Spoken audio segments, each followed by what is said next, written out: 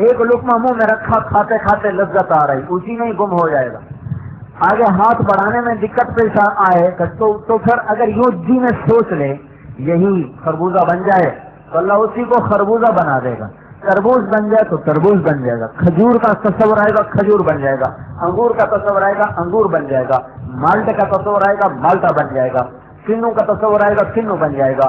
آم کا تصور آئے گا آم بن جائے گا. گوشت کا تصور آ جائے گا بوٹی بن جائے گا. مچھلی کا تصور آئے گا مچھلی بن جائے گا.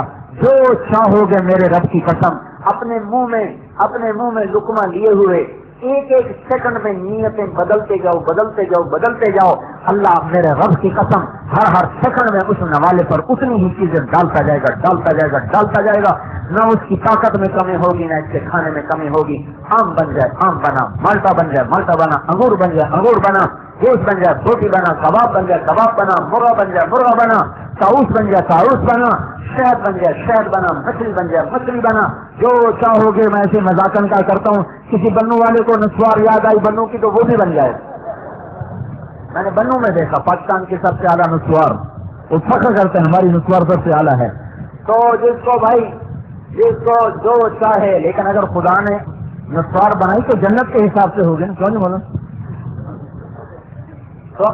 تو اللہ تبارک و تعالیٰ ایسے ہوگی نہیں. میں نے ایسے مذاقن کہا تو کوئی نسوار کھانے والے ناراض نہ ہونا، بڑی دنیا نسوار کھاتی ہے، ناراض نہ ہونا.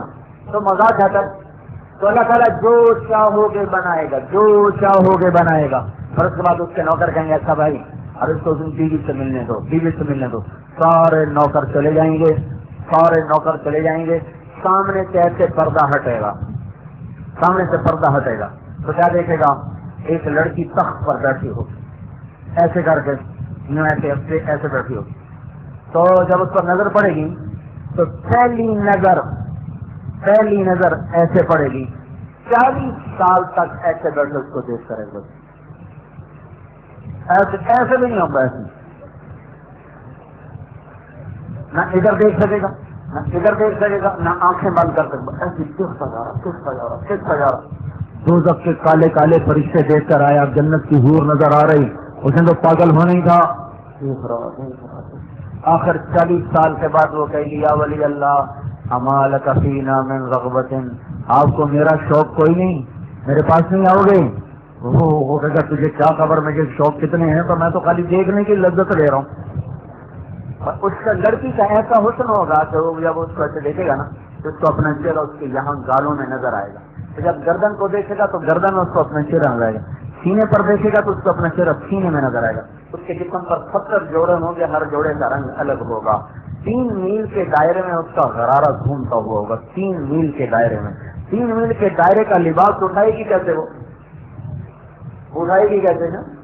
تو جنت کا لباس نور سے بنتا ہے، دھاگے سے نہیں بنتا. اس کا دھاگا نور میں سے بنایا جاتا ہے.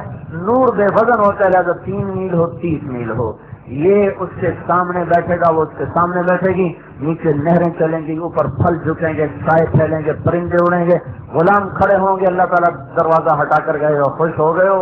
کہے گا بالکل خوش ہو گیا. یہ سب سے آخری درجہ ہے. تو جنت الفردوس کیا ہوگی؟ اللہ نے ہاتھوں سے ایک موتی کی، ایک یاقوت کی، ایک زمرد کی، مشک کا دارا، زعفران کی گھاس، اور اپنے عرش کو چھت بنایا. نہروں کو خود بہایا، درختوں کو خود لگایا، پھلوں کو خود لٹکایا. اور جس دن اللہ نے اس کو بنایا اس دن سے لے کر آج تک، اور آج سے لے کر قیامت تک اللہ روزانہ 5 دفعہ اس جنت کو سجاتا ہے. روزانہ 5 دفعہ سجاتا ہے. روزانہ 5 دفعہ. ایک چیز کو سجانے کی حد ہوتی ہے، اس کے بعد سجاؤ تو برا لگتا ہے.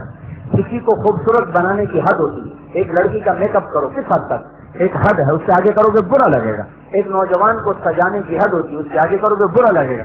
اس مسجد کے حال کو خوبصورت بنانے کی ایک حد ہے، اس سے زیادہ کرو گے برا لگے گا. وہ جنت کیا جنت ہے، اللہ نے اپنے ہاتھوں سے بنایا. پھر جس دن بنایا اس دن سے لے کر اور آج سے لے کر قیامت تک روزانہ 5 دفعہ اللہ اسے سجا رہا ہے. تو جس لڑکی کو روزانہ اللہ 5 دفعہ سجائے وہ کیا چیز بن رہی ہوگی؟ جس گھر کو اللہ روزانہ 5 دفعہ سجائے وہ کیا بن رہا ہوگا؟ جن پھلوں کو اللہ روزانہ 5 دفعہ ذائقے بھرے وہ کیا بن رہا ہوگا؟ جو لباس اللہ 5 دفعہ سجا رہا ہے وہ کیسے بننے ہوں گے؟ وَلِمَنْ خَافَ مَقَامَ رَبِّهِ جَنَّتَانِ. یہ ہے جنت الفردوس. جنتان ہیں وہ کیسی ہیں؟ ذواتا افنان، نیچے والی کیسی ہیں؟ مدہامتان، اوپر والی کیسی ہیں؟ فیہما عینان تجریان، نیچے کیا ہے؟ فیہما عینان نضاختان، اوپر کیا ہے؟ فیہما من کل فاکہۃ زوجان، نیچے کیا ہے؟ فیہما فاکہۃ ونخل والرمان، فردوس میں کیا ہے؟ متکئین علی فرش بطائنها من استبرق وجنى الجنتین دان، اور نیچے والی جنت میں کیا ہے؟ متکئین علی رفرف خضر وعبقری حسان، اوپر والی جنت میں کیا ہے؟ فیہن قاصرات الطرف لم یطمثهن انس قبلهم ولا جان کانهن الیاقوت والمرجان هل جزاء الاحسان الا الاحسان فبأي آلاء ربكما تكذبان، اور نیچے والی جنت میں کیا ہے؟ فیہن خیرات حسان مقصورات فی الخیام لم یطمثهن انس قبلهم ولا جان۔ ان دونوں جنتوں کے لیے استعمال ہونے والے الفاظ ہیں، ان میں زمین آسمان کا فرق ہے۔ وہ جنتان ذواتا افنان ہیں، یہ مدہامتان ہیں، یہاں رنگ بتایا گیا، وہاں درختوں کی صفت بتائی گئی، اور یہاں من کل فاکہۃ زوجان، ہر پھل کا جوڑا ہے، وہاں پھلوں کا نام بتا، فاکہۃ پھل، ونخل کھجور، ورمان انار، وہاں بتایا گیا عینان تجریان، چشمے بہ رہے ہیں، نیچے بتایا گیا عینان نضاختان، چشمے ایسے اچھل رہے ہیں، ابل رہے ہیں، اوپر بتایا گیا متکئین علی فرش، وہ بڑے بڑے تختوں پر بیٹھے ہوئے ہیں، نیچے بتایا متکئین علی رفرف، وہ قالینوں پر بیٹھے، وہ تختوں پر بیٹھے، ان کے تختوں کے ساتھ قاصرات الطرف بیٹھی ہیں، وہ لڑکیاں جن کی نظریں جھکی ہوئی، کأنہن الیاقوت والمرجان، وہ یاقوت و مرجان کی طرح ہیں۔ نیچے والیوں کو بتایا گیا خیرات حسان ہیں، مقصورات فی الخیام ہیں، اوپر والیوں کو بتایا گیا کأنہن الیاقوت والمرجان ہیں، جیسے یاقوت ہوتا ہے، جیسے مرجان ہوتا ہے، اور خوبصورت، اور حورا کہتے ہیں جس کو دیکھ کر انسان حیران ہو جائے، عقل پریشان ہو جائے، ہم تو ہم ہیں۔ اللہ نے جبریل کو کہا ذرا میری جنت تو دیکھو، جبریل جو اندر گئے ایک دم نور کی چمک پڑی، جبریل سجدے میں گئے، کہنے لگے اللہ تیرا شکر ہے آج تو تیرا دیدار ہو گیا۔ اتنے میں آواز آئی روح الامین سر اٹھا، اے روح الامین سر اٹھا، امین الوحی سر اٹھا۔ جبریل نے سر اٹھایا، ایک لڑکی کو دیکھا جو مسکرا رہی تھی، اس کے چہرے سے نور سے ایسا نور نکل رہا تھا کہ جبریل سمجھا اللہ سامنے آ گیا۔ وہ کہنے لگے سبحان، تیرے قربان تیرے بنانے والے تھے۔ وہ کہنے کہ تجھے پتا میں کس کے لیے ہوں، تجھے پتا ہے؟ کہا نہیں، کہ جو اپنی مرضیاں چھوڑ کے اللہ کی مرضی پہ آ جائے میں اس کے لیے ہوں۔ پھر جنت میں ایک حور ہے جس کا نام ہے عینا، اس کے جسم سے 70 جوڑے، ہر جوڑے کا رنگ الگ، لباس الگ، وہ ایسا حسن رکھتی ہے کہ اگر موت مر نہ گئی ہوتی تو اس کو دیکھ کے سارے مر جاتے۔ جب وہ چلتی ہے تو 70,000 نوکر بائیں طرف ہوتے ہیں، 70,000 نوکر بائیں طرف ہوتے ہیں، 1,40,000 نوکروں کے درمیان چلتی ہے، اور پھونک ڈالے تو سمندر نیچے کر دے، اور انگلی دکھا دے تو سورج بے نور ہو جائے، اندھیروں میں دکھا دے تو روشنیاں پھیل جائیں، مردوں سے بات کرے تو زندہ ہو جائیں، زندوں کو دیکھ لے تو کلیجے پھٹ جائیں، دوپٹہ ہوا میں لہرا دے تو کائنات میں خوشبو پھیل جائے، سمندر میں تھوک ڈالے تو سمندر نیچے ہو جائیں۔ وہ ایک قدم سن لو، ایک قدم یوں اٹھا کے جب چلتی ہے تو 1,00,000 قسم کے نخرے دکھاتی ہے، تو اس کے رقص میں کیا ہوگا؟ جس کی عام چال 1,00,000 نخرہ ہے، اس کی ناز والی چال کیا ہوگی؟ وہ کیا کہتی ہے؟ وہ کہتی ہے این الامرون بالمعروف والناہون عن المنکر، کہاں ہیں بھلائیوں کے پھیلانے والے اور برائیوں کے مٹانے والے؟ میرے اللہ نے مجھے ان کے لیے بنا دیا۔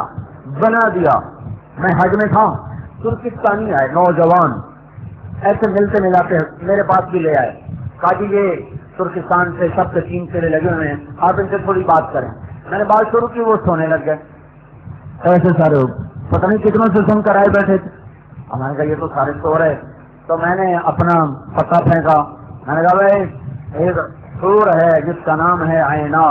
اس وقت تک کچھ نہیں بولے، پھر جب میں نے ان کی صفت بیان کرنی شروع کی تو پھر آہستہ آہستہ انہوں نے آنکھیں کھولے ایسے دیکھنے لگے، وہ ترجمہ ہو رہا تھا، پھر ایسے ہو گئے، پھر سورے آنکھیں کھل گئی، پھر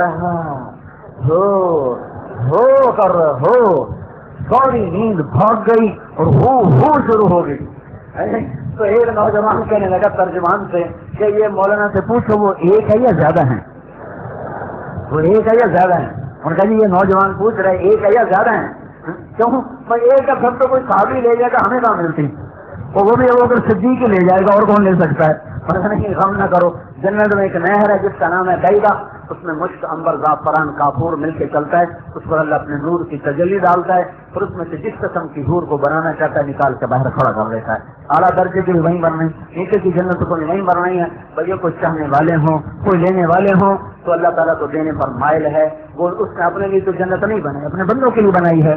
تو بھائیو ایک تو سارے کرو توبہ، ٹھیک ہے نا؟ توبہ کرتے ہو نا؟ سارے کرتے ہو نا؟ یہ سب جانتے ہیں. اللہ تعالیٰ آج کے بعد اللہ کے کوئی حکم نہیں چھوڑیں اور کوئی نافرمانی نہیں کریں. جتنے کبیرہ گناہ ہیں ان سے توبہ، اور جتنے حکم توڑے ہوئے ہیں آج کے بعد کوئی حکم نہیں توڑیں گے. تبلیغ کا حکم بھی تو توڑا ہوا ہے نا، یہ حکم بھی نہیں توڑیں گے. اور اپنے آپ کو حضرت محمد صلی اللہ علیہ وسلم کا امتی سمجھ کر پوری دنیا کے انسانوں تک اس کا پیغام پہنچائیں گے. اس سے بھائی ہم سارے مل کر اس کی نیت کریں، پچھلی زندگی پر توبہ کریں. ٹھیک ہے نا بھائی؟ کرتے ہو نا سارے بھائی توبہ؟ اب بولو بھائی کون تیار ہے نقد؟ 11 اپریل سن 2003 حضرت مولانا طارق جمیل صاحب بمقام شب جمعہ مردان میں بیان فرما رہے تھے. موضوع تھا اکرام